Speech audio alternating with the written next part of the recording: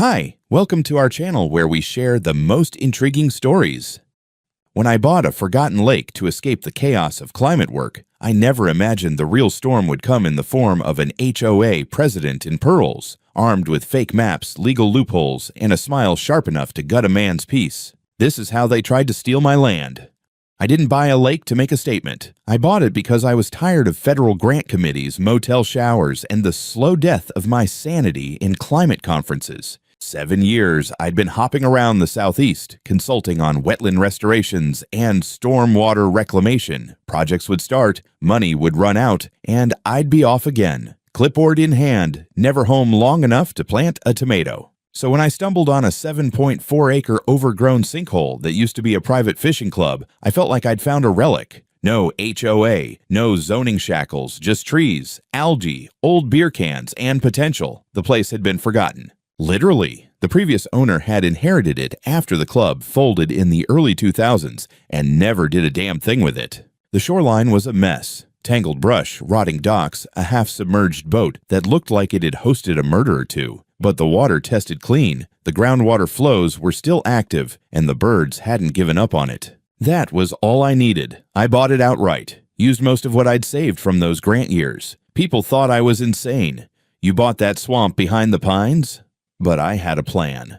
I got a local geotech crew to check the dam, hired an ecological consultant to help with shoreline stabilization, and spent every damn weekend hauling garbage, chainsawing invasives, and replanting native grasses. I camped out in a tent for the first month just to be there full-time. Mosquitoes nearly carried me off twice. Within 2 months, the place started breathing again. I had cleaned up the lake bed, stabilized the north bank with tiered stonework, and laid gravel paths weaving through the trees. I pulled all necessary county permits. I wasn't stupid. I documented everything. Even brought in a surveyor to confirm that the parcel was well outside any HOA boundaries. The land was privately zoned, stood alone on its own plat, and had no covenant encumbrances, as my lawyer liked to phrase it. I printed that line out and framed it in my Airstream. I added 3 open-air gazebos made from reclaimed wood, got approval to install compost toilets near the trailhead, and built 2 small cottages, one for me and one as a rentable retreat. All code compliant. Whisper Lake Haven, I called it, had the sign laser etched and everything. Folks in town started to hear about it. A quiet place, nature forward, no loud parties or boat races,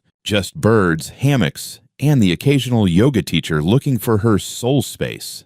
I didn't judge. It was never meant to be a business, not in the traditional sense. But by month 7, I'd hosted 3 weekend photography retreats, partnered with a local birdwatching group, and even scheduled a small gathering with an eco-tourism nonprofit from Savannah. All above board, taxes paid, insurance in place. The sheriff himself had come out once for a barbecue and left with fresh bass and a full smile. I finally felt settled. The smell of pine sap in the morning, the way frogs croaked like broken wind chimes after rain.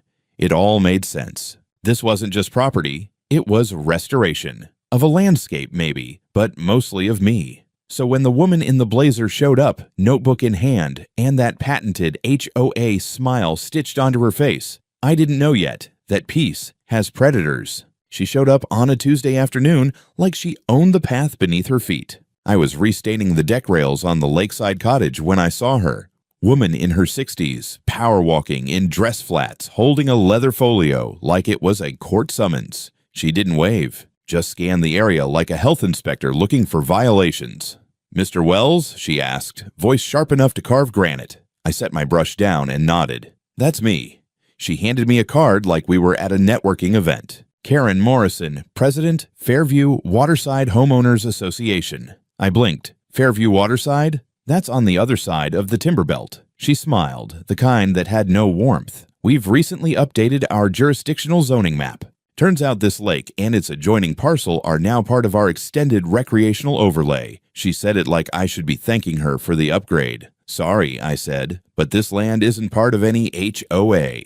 It never has been. Karen opened her folio. Inside were printed maps, highlighted sections, and a form clipped to the front. "Here's a voluntary compliance packet. You'll need to sign and submit to formally acknowledge your membership. Standard procedure. We'll also need a brief inventory of your structures and recreational amenities so we can issue proper use certifications. It took a moment to register that she was serious. "This land is privately zoned," I said slowly, trying not to laugh. "I have the deed, the county approval letters, the exemption from covenant overlays. I even have the plat map with official notations. Your association ends over half a mile east of here. Your own bylaws confirm that." Karen didn't flinch. She tucked the folder under her arm, stepped back, and took a slow, sweeping look around. The gazebos, the cottages, the trails. Then, without asking, she took out her phone and started taking photos. My sign, my fence, even my dock. "I'm going to need you to stop that," I said, walking toward her.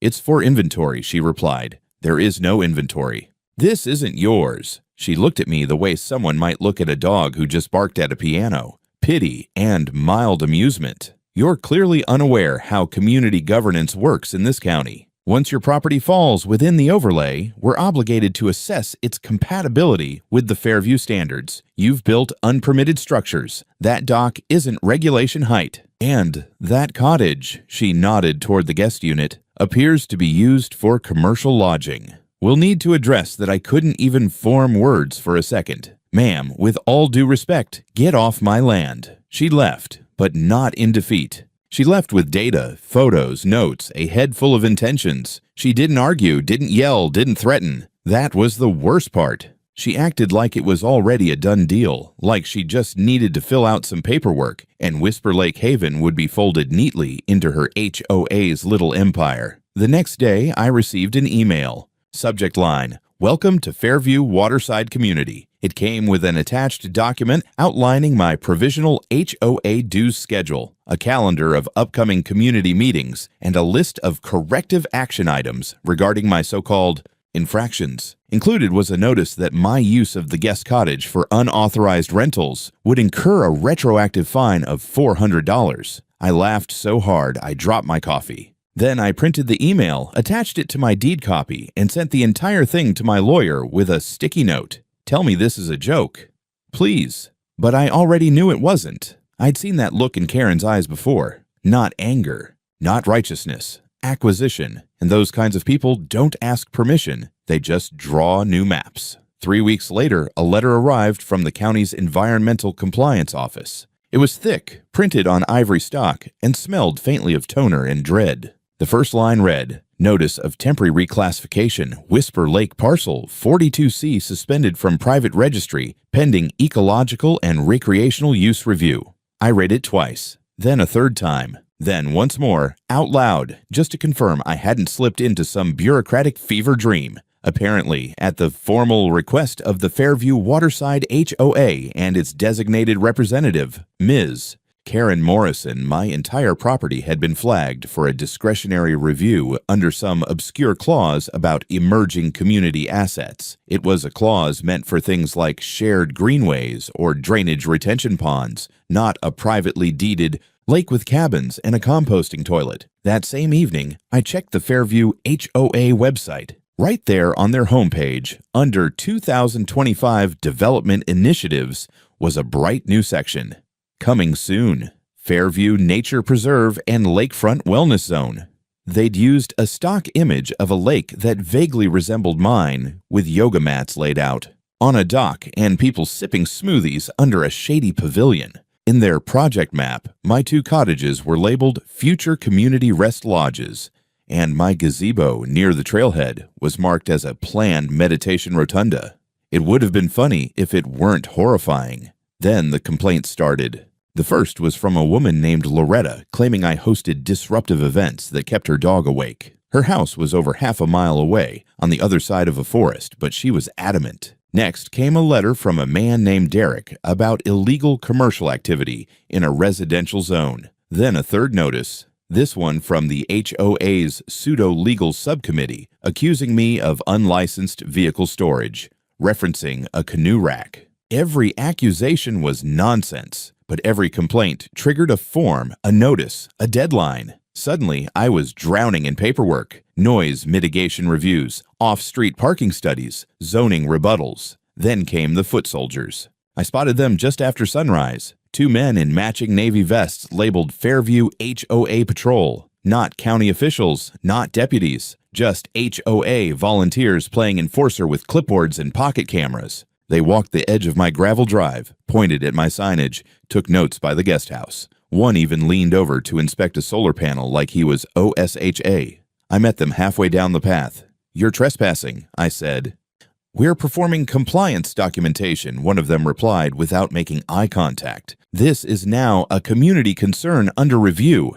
You don't have jurisdiction here." He smiled, lifted a laminated sheet, and pointed to a line that said, "All properties within the designated wellness overlay subject to fair inspection by HOA agents. Pending formal transfer." "Formal transfer of what?" I asked. "Of management rights," he said, like that was a totally normal thing to say about someone else's land. I told them to leave. They didn't argue, just kept taking photos as they backed out, snapping pictures of everything from my fire pit to the license plate on my truck. 2 days later, a new notice appeared on my fence post. "Notice of violation, unauthorized use of natural water feature." It was printed in blue ink, signed by Karen Morrison, and bore a Fairview waterside seal that looked like a duck choking on. Legalese. I went straight to the sheriff's department. The deputy on duty squinted at the paper and said, "This isn't an official order."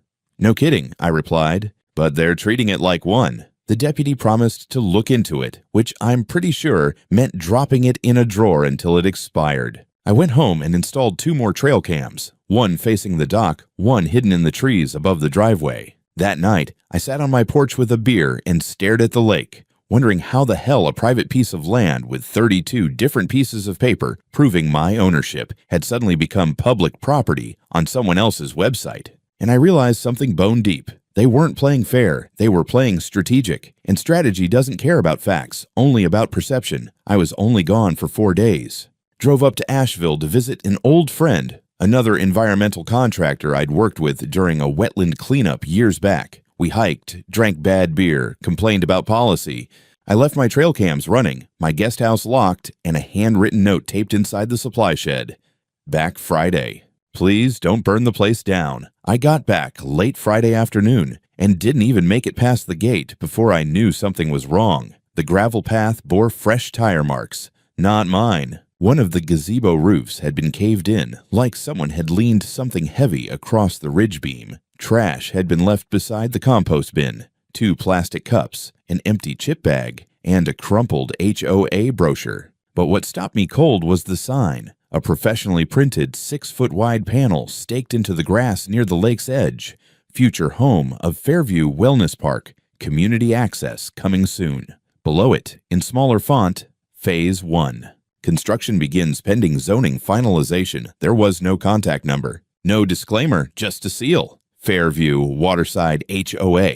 I ran to the guest house, shoved my key in the door, and it jammed. I tried again. Nothing. The lock had been changed. I circled around to the back patio, found a window slightly ajar, pushed it open and climbed inside. Everything looked intact at first glance. No ransacking, no theft. But someone had definitely been there. A cheap security sticker had been placed in the corner of the window. On the kitchen table was a single sheet of printer paper. Inventory in progress.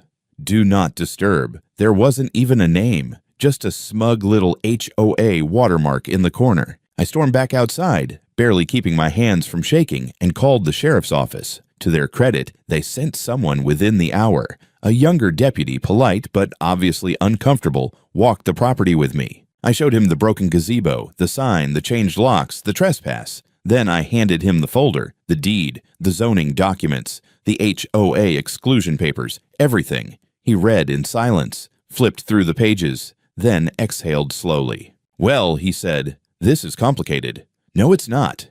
This is my property. They changed my locks, posted a sign, and put literature in my trash can." He scratched the back of his neck. "See, they've already filed a community dispute claim. They're asserting that the land's status is pending adjudication under a shared resource clause. That clause doesn't apply here. It's not part of any HOA. It never was. They filed with the zoning board, which gives them procedural standing, at least temporarily. Until that's resolved, I can't technically remove their sign. You're telling me someone can just walk onto my land, replace locks, and post propaganda because they filed paperwork?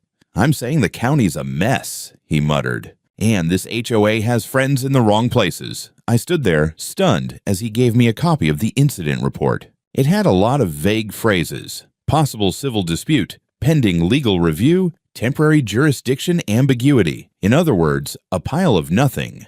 When he left, I walked back inside, grabbed my old field laptop, and pulled the SD cards from the trail cams. I scrubbed through the footage. One angle showed two men, the same faux patrol guys, pulling up in a white SUV, unloading the metal sign, then crouching near the cottage door. The second camera caught one of them unscrewing the lock cylinder and replacing it. Date stamped. Clear faces. No mistake. I saved everything to a hard drive and 2 flash backups. Then I called my lawyer. That night, a family of 4 showed up at the end of my driveway in a silver minivan. The mom leaned out and asked if the wellness park was open to the public yet. I told them they were on private land. She frowned and said, "But it's on the map now."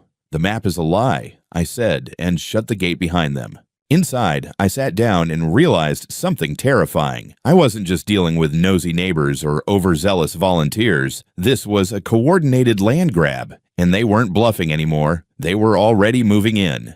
Monday morning, my lawyer, a tough land use attorney named Connie Bishop, walked into her office clutching a stainless steel travel mug like it contained gasoline and justice. I handed her the drive with the trail cam footage, the HOA brochure, a printed screenshot of the website update, and every letter I'd received. She watched the footage twice in silence, then muttered, "Jesus, they weren't just poking the bear. They're already measuring the walls." Connie filed an emergency cease and desist motion by noon. Simultaneously, I hired a private investigator she recommended, a quiet guy named Roy, with the look of someone who once taught people how to disappear. His job was to find out just how deep this HOA hole went. 2 days later, he called me from a diner in town. "You're going to want to hear this in person," he said. "Bring a notebook." We met over burnt eggs and cold coffee. Roy opened a folder and began laying it out piece by piece. First, the Fairview HOA had in fact made an offer on my land nearly a year ago, back when it was still listed as abandoned lake parcel in the county database. The seller had refused. Twice. The second time, Karen Morrison herself had left a handwritten note offering community integration bonuses if the land was donated. That note was now in Roy's possession. The original owner had kept it, with her signature. Second, at the HOA's last quarterly meeting, a vote was held and approved to create a new northern amenity zone for residents. The minutes of that meeting, which Roy had obtained from a disillusioned HOA member, made several jaw-dropping assumptions. It named Whisper Lake as soon-to-be annexed recreational acreage, projected rental income from cottages after acquisition, and even listed potential contractors for landscaping and dock maintenance. They had already planned how to spend money from property they didn't own. Third, and this one turned my blood cold, Roy had found a memorandum of understanding signed between Karen and a county planning coordinator named Walter Drummond, requesting a preemptive overlay of the Whisper Lake parcel to be included in the Fairview Waterside Jurisdictional Review. Drummond had once sat on the board of Karen's property management company, and according to Roy, they had extensive history, including overlapping business entities. In short, the zoning office wasn't just being sloppy. It had been prepped, greased, and activated. Back home, I went through the HOA's public documents. There, tucked into an obscure appendix, I found it, a proposed expansion plan that had already been sent to the county for informal review. They used my property's GPS coordinates. They had redrawn the HOA map, with my lake already inside it. I felt sick. That night, as if the universe had a sense of comedic timing, another HOA officer came to my gate. This one was younger, maybe late 20s, wearing a polo with the Fairview logo and clutching a laminated clipboard like it gave him power. He asked to inspect the eastern gazebo for rot hazard compliance. I told him to get the hell off my land. He didn't argue, just made a note and walked off whistling. I drove straight to the county recorder's office the next morning and requested every document filed in the last 90 days involving Whisper Lake. The clerk raised an eyebrow, but complied. There it was. An unsigned community transition agreement naming my parcel as Phase 1 of Community Wellness Integration. No signature, no deed, no authorization, just words, maps, and bold assumption. but in bold type at the bottom, effective upon transfer of management authority. They weren't waiting to get my land. They were writing as if they already had it. I scanned the document, sent it to Connie, and wrote one sentence beneath the image. "We're past the line." Connie moved fast. Within 72 hours, she filed for a temporary restraining order against the HOA and submitted a formal complaint to the County Ethics Board regarding Walter Drummond's involvement. We served both with notices, hand-delivered by a process server who, bless his soul, had a flair for dramatic timing. He slapped Karen with the packet right as she stepped up to a podium during a Fairview HOA town hall. According to Roy, who was watching from a distance, the room went dead silent. Karen smiled, nodded, and continued her speech like nothing had happened. Of course she did. I wasn't expecting miracles. But the TRO stuck. A judge signed off on a temporary injunction banning the HOA from entering or altering my property, contacting guests, or referencing Whisper Lake in any official materials until further notice. It didn't stop them. 2 days later, I found new HOA flyers inside my mailbox. They advertised a community launch picnic at the North Shore Wellness Park, my lake. The flyers had a sign-up sheet for cottage yoga and guided paddle meditation. One of the photos was clearly my dock. My mailbox had a dent in it where someone had probably tried to cram in the stack too hard. I called the sheriff's office and filed a complaint for mail tampering. The deputy on the phone sounded genuinely exhausted. Meanwhile, Connie made a request for independent cadastral verification from a third-party GIS surveyor. The results, which arrived a week later, were definitive. Whisper Lake and its perimeter parcels were not and had never been within the Fairview Waterside HOA boundary. They had literally fabricated the expansion lines and uploaded them to their website without any legal annexation or procedural vote. Connie attached the survey to our legal response with a footnote that read, "This is not monopoly. You cannot claim property by printing it." But the real hammer dropped thanks to Roy. He secured an internal email thread between Karen and 2 HOA board members. It had been leaked by a disgruntled treasurer who'd finally realized things were spiraling. In the emails, Karen bragged about finally securing the lake and referenced me as just a holdout will push through with enough pressure. One board member expressed concern about legal exposure. Karen responded with, "Walter says as long as we act like it's ours, the optics will work in our favor. The county won't intervene if it looks community-based." She had written it. In writing. Connie grinned when she read it. That's not just overreach.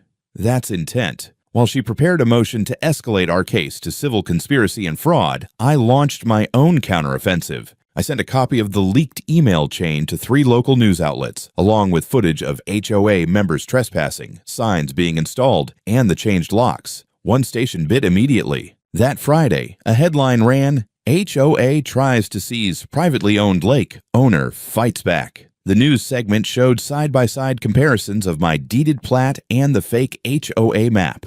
It included Karen's quote from the email, which the anchor read aloud with delightful disgust. The clip went viral within hours. My inbox exploded. Strangers wrote me from other counties, thanking me for fighting back. One woman from Texas shared how her HOA tried to fine her for planting a fig tree without permission. Another from Oregon had lost access to her own barn due to redrawn boundaries. It was like I tapped into some underground resistance movement of landowners sick of being bullied by bureaucrats with clipboards. That weekend, the sheriff himself stopped by. He knocked, tipped his hat, and said, "I watched the news. Just wanted to say, you're doing the right thing." He also said I might want to install a few more cameras. I did. By the following Tuesday, the Ethics Board opened an investigation into Walter Drummond. He was placed on administrative leave pending review. Fairview HOA's board members, at least the ones not fully under Karen's spell, started making quiet calls to Connie's office. There was panic brewing in the ranks. But Karen, she doubled down. She posted a public letter on the HOA website calling me hostile, non-cooperative, and a threat to community cohesion. She claimed Whisper Lake had historically served as a shared ecological zone and that recent improvements had caused unforeseen disruption to neighborhood balance. She even tried to claim emotional damages on behalf of a member whose view of the tree line was altered by construction. I printed it out, poured a bourbon, and pinned it to my corkboard under a nice post-it that said, This woman thinks she's Napoleon. Connie was already 10 steps ahead. The moment that HOA letter hit the internet, she filed a counterclaim, a full-scale civil suit against Karen Morrison, the Fairview Waterside HOA, and associated individuals for trespassing, attempted fraudulent transfer of property, public misrepresentation, libel, and willful interference with private business operations. It was a mouthful, but she said it with the precision of a surgeon sharpening a blade. Then we brought out the heavy artillery. First, the drone footage. A few weeks prior, during one of the stranger lulls in the chaos, I'd flown my drone to get a promotional shot for Whisper Lake's upcoming nature retreat. I'd let the thing hover longer than usual, just for fun, sweeping across the lake, capturing the tree line, the gazebos, the reflections. What I didn't realize at the time was that I had recorded a full 15-minute segment of Karen Morrison and her HOA officers skulking around the property. The drone caught everything. They unloaded from a white SUV. One of them pulled bolt cutters from the trunk. Another carried a box of new signage. Karen, perfectly visible in a wide brim hat and pearls like she was dressing for a coronation, stood near the main cottage pointing and directing. At one point, she physically handed a keyring to a man who disappeared into the guest house. The same house I later couldn't unlock. At one moment, she turned to the camera, the air above her, and smiled. I nearly choked when I found that clip. We trimmed it, watermarked it, and burned 3 copies. 1 for court, 1 for the press, 1 for fun. Second, the surveillance footage from my trail cams. The unit facing the dock had recorded 2 men unloading a Fairview HOA banner and hammering it into the soil beside my picnic table. They laughed, took selfies, and toasted something in plastic tumblers. The camera caught clear facial features, timestamps, and license plates. The third camera, one I had hidden in a hollowed tree, captured audio of the same men referring to the site as Karen's new legacy project. Between the drone, the trail cams, and the HOA's own flyers, we had overwhelming physical evidence of their trespassing, forced entry, illegal signage, and intent to annex. Connie added a charge of attempted fraudulent conveyance and a formal request for punitive damages. Then came the media storm. The second news station picked up the story, this time with real teeth.